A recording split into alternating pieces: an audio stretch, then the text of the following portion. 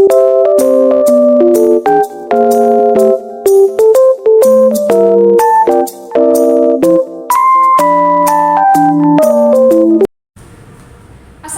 warahmatullahi wabarakatuh. Halo, kami dari kelompok 4 Prodi Ilmu Politik kelas A2.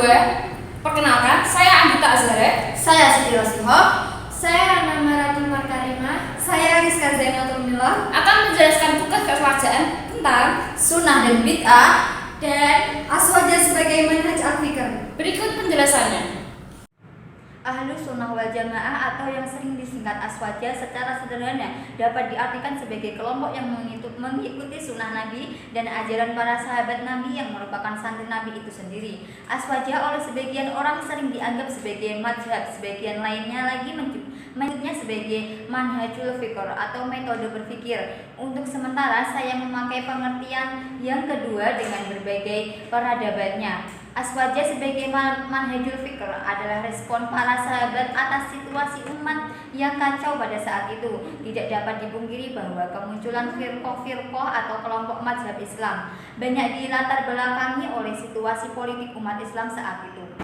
Aswaja sebagai manhajul fikr adalah upaya dari cara berpikir yang bertujuan menjaga peradaban dan stabilitas keamanan manusia di muka bumi.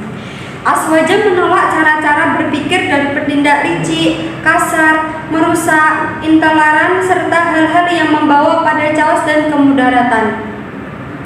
Karena itu, kelompok aswaja misalnya NU sebagai prototipe Islam aswaja di Indonesia sangat teguh menjaga tradisi sembari terus mengikuti perkembangan zaman. Tidak hanya itu, bahkan tidak hanya menjaga dan mengambil, aswaja juga mengendaki produksi dan kreativitas setiap saat dalam hal-hal positif.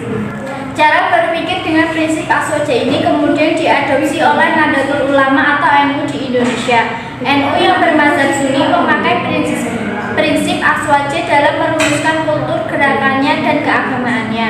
Karena hal ini, demikian pula NU seringkali dituding sebagai kelompok yang oportunis. Hal ini bisa diterima karena mereka menganggap demikian tidak memahami NU dan keaswajaannya. Padahal oportunisme dengan prinsip aswaja NU itu sangatlah berbeda. Konsep aswaja oleh NU kemudian ditelurkan menjadi beberapa nilai. Selain nilai kuliah al-kamsah yang sudah diyakini sebelumnya dalam Islam secara keseluruhan, nilai-nilai itu antara lain tafasuk.